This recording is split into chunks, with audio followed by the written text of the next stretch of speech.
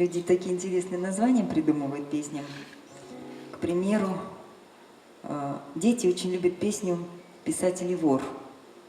Может быть, потому что она такая ритмичная. И часто я слышу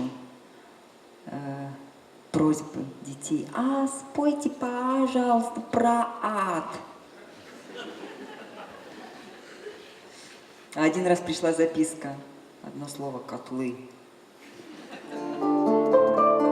Чтоб святость слова сохранить, гласил канон церковный, нельзя и буквы изменить, копировать дословно.